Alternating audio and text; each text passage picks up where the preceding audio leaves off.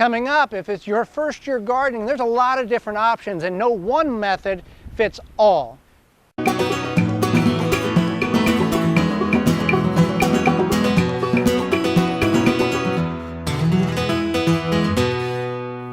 Welcome to First Garden, New Gardener. I'm Joy Bear. This is a series to help you with your first year of gardening.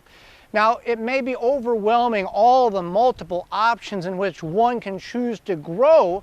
We'll take you through our garden and show you what we're using. And now, not all that we use may fit your particular growing situation, but it'll give you a guideline or a direction in which to move forward with.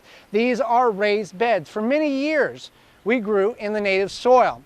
We made a financial and decision this year to invest in raised beds and to have compost delivered and fill those raised beds due to the abundance of work that we were putting into our native ground garden, but the little reward we were getting back in produce. So this is an investment. These beds you can make of any size, shape, form.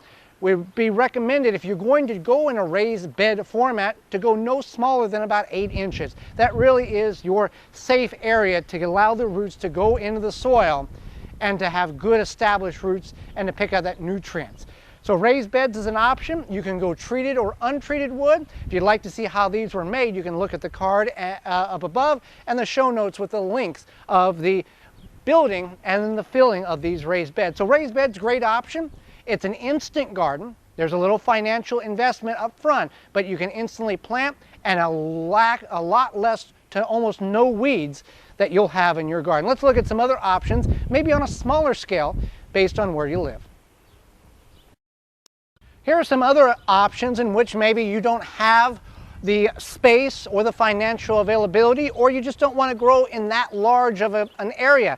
We've got pop-up raised beds. Now this is a 4x4 raised bed. That is a 2x4 raised bed. They're about 16 inches high. We fill them about 11 inches tall. They're from rootmaker.com.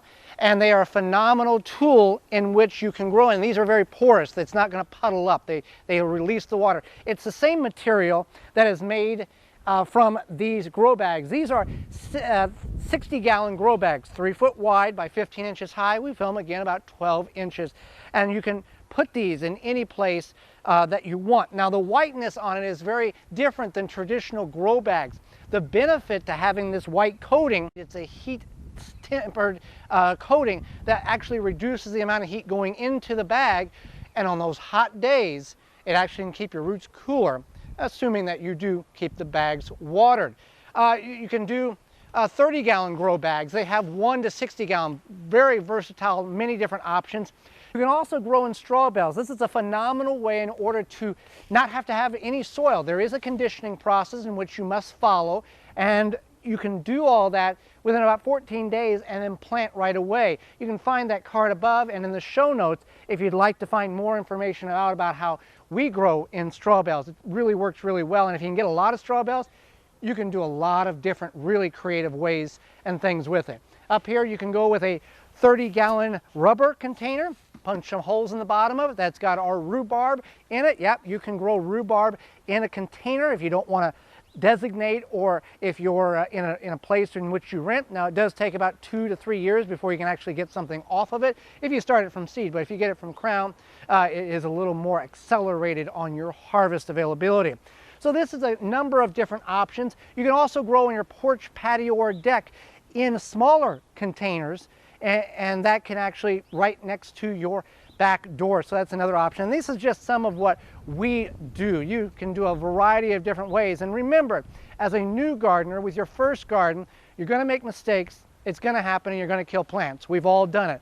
But we are here to help you in that guidance in which you may be needing, and questions are always welcome. And there's no wrong way there's no wrong way in which to grow a garden, as long as you're growing something that you enjoy eating. Thanks for watching. I'm Joy Bear. This is First Gardener, New Garden. As always, rate, subscribe, and comment. For more information, please visit thewisconsinvegetablegardener.com.